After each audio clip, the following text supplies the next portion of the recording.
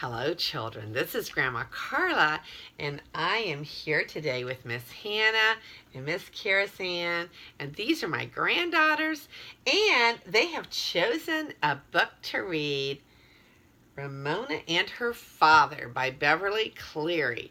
So Hannah is going to read you a story. Chapter 1. Payday. Yee, ee, eep, sang Ramona Quimby one warm September afternoon as she knelt on a chair at the kitchen table to make her Christmas list. She had enjoyed a good day in second grade, and she looked forward to working on her list. For Ramona, a Christmas list was a list of presents she hoped to receive, not presents she planned to give.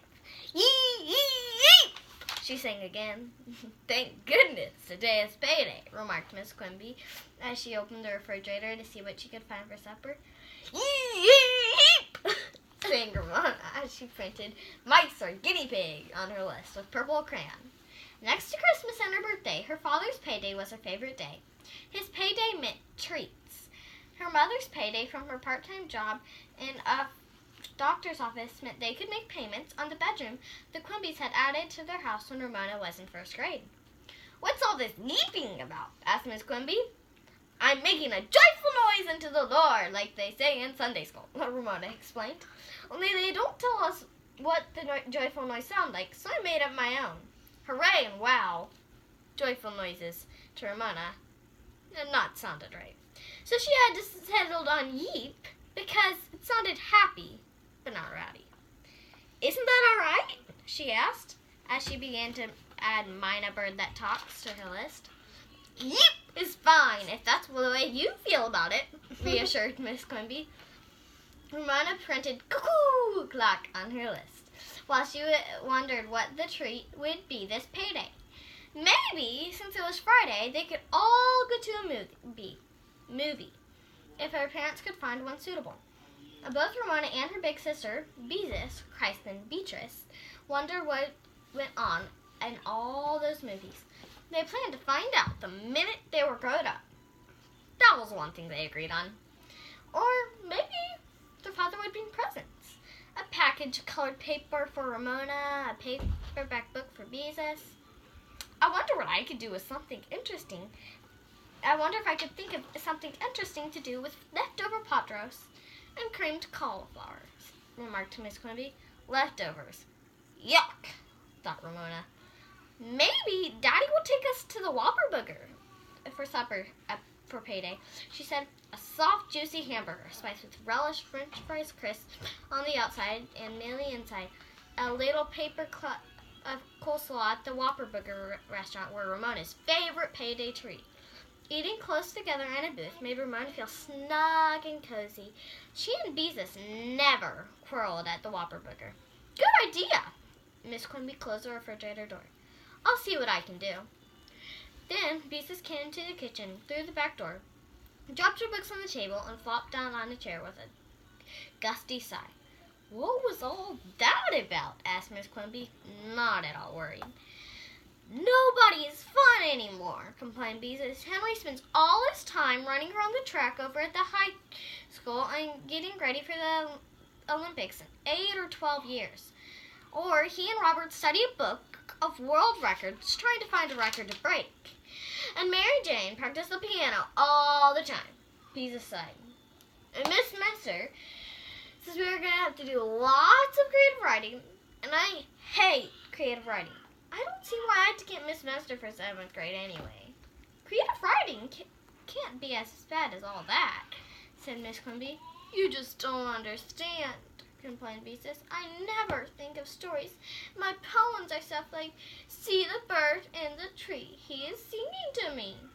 "Tee-hee, tee-hee," added Ramona without thinking.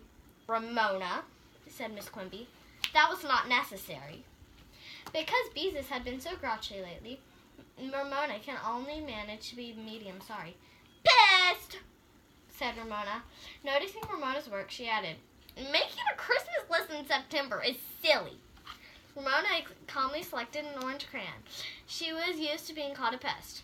"If I'm a pest, you're a rotten dinosaur egg," she informed her sister. "Mother, make her stop," said Beezus. When Beezus said this, Ramona knew she had won. The time had come to change the subject. "Today's payday," she told her sister. "Maybe we'll get to go to the Whopper Burger for supper."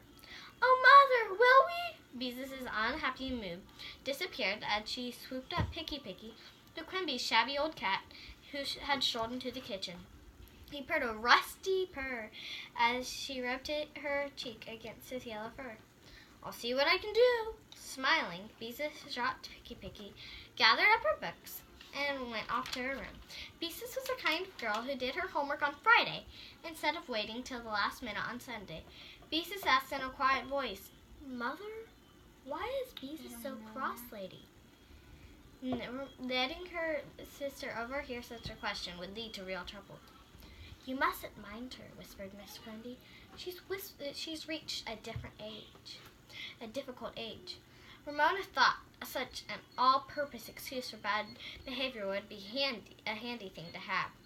"So have I," she confided to her mother. Miss Quimby dropped a kiss on the top of Ramona's head. "Silly girl," she said. "It's just a phase Beezus is going through. She'll outgrow it."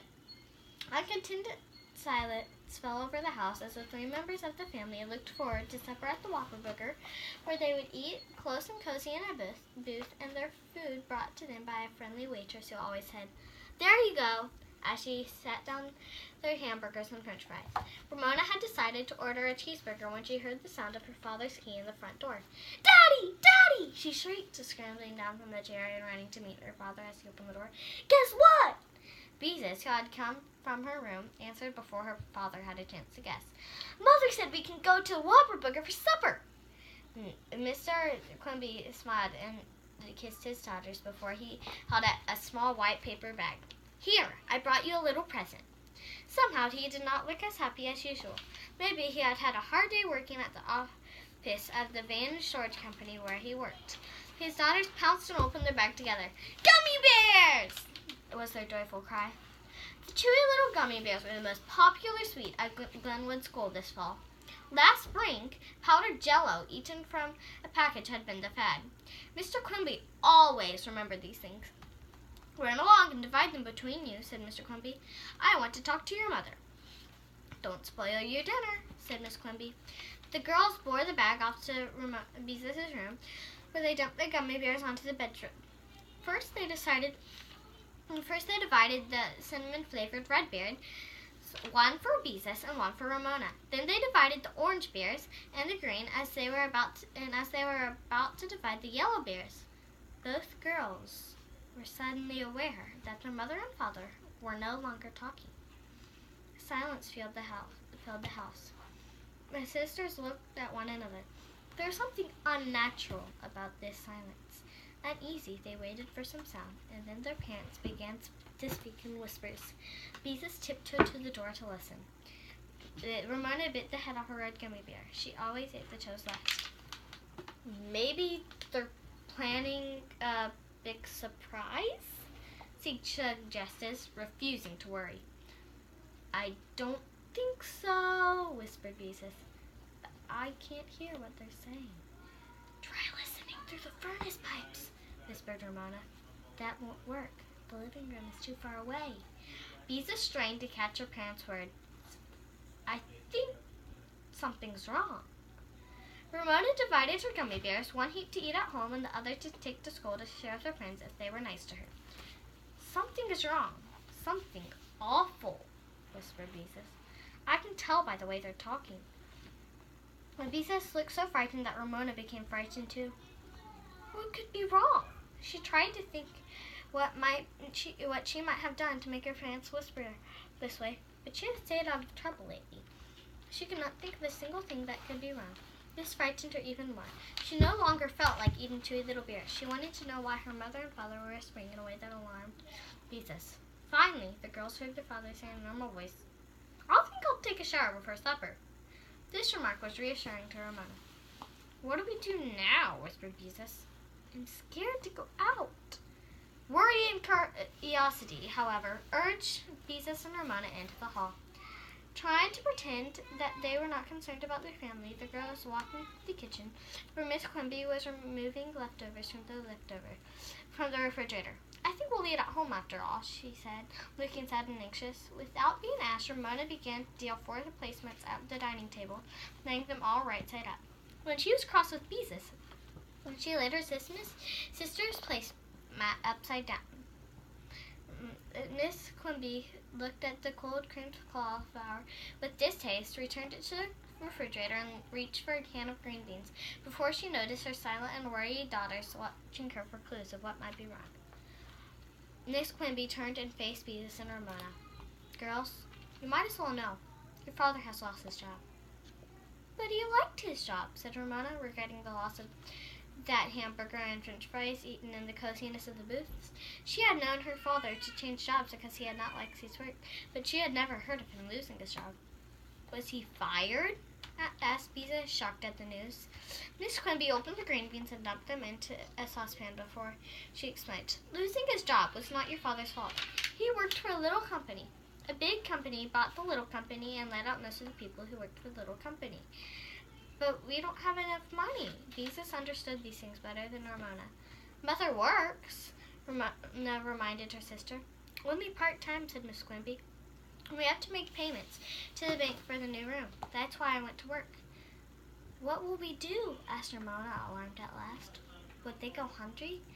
Would the men from the bank come and tear down the new room if they couldn't pay for it? She had never thought of what it might be like to not have enough money. Not that the Quimbys ever had money to spare. Although Ramona had often heard of her mother say that house payments, car payments, taxes, and groceries seemed to eat up money, Miss Quimby somehow managed to make their money pay for all they really needed, with a little treat now and then besides. We will have to manage the best we can until your father finds work, said Miss Quimby. It may not be easy. Maybe I could babysit, volunteered Beezus.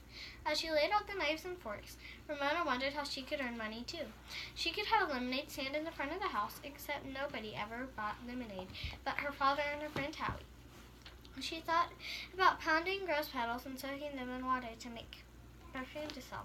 Unfortunately, the perfume she tried to make always smelled like rotten rose petals. And anyway, the roses were almost gone. And girls, said Miss Quimby, lowering her voice, as if she was about to share a secret, you mustn't do anything to annoy your father. He's worried enough right now. But he remembered to bring gummy bears, thought Ramona, who never wanted to annoy her father or mother either. Just Beezus, although sometimes, without even trying, she succeeded in annoying the whole family. Ramona felt sad and somehow lonely, as if she were left out of something important because her family was in trouble, and there was nothing she could do to help. When she finished setting the table, she returned to the list she had begun. It now seemed like a long, long time ago. But what about Christmas? She asked her mother. Right now, Christmas is the least of our worries. Miss Quimby looked sadder than Ramona had ever seen her look. Taxes are due in November. We have to buy groceries and make car payments and a lot of other things. Don't we have any money in the bank? Asked Beezus. Not much, admitted Miss Quimby, but your father was given 2 weeks' pay. Ramona looked at the list she had begun so happily and wondered how much the presents she had listed would cost. Too much, she knew. Mice were free if you knew the right person, the owner of a mother mouse, so she might get some mice. Slowly, Ramona crossed out guinea pig and the other presents she had listed. As she made black lines through each item, she thought about her family. She did not want her father to be worried, her mother sad, or her sister cross. She wanted the whole family, including Picky, to be happy. Ramona studied her crayons, chose a pinky red one because it seemed the happiest color, and printed one more item on her Christmas list to make up for all she had crossed out. One happy family. Besides the word, she drew 4 smiling faces, and beside them, the face of a yellow cat, also smiling. So that was chapter 1. And let's see. This is Ramona. She's making her Christmas list, and there's her mother looking in the refrigerator. And then this is Beezus and Ramona receiving their gummy bears, and their father is not looking as happy as usual. And this is Beezus looking worried, and Ramona tries to find a good explanation for why they're talking like that. And that is it. That is the end of chapter 1. And I think she did a wonderful job. This is Hannah, who was our reader, and Karis, who will read something for us soon. And this is Grandma Carla. And I love you.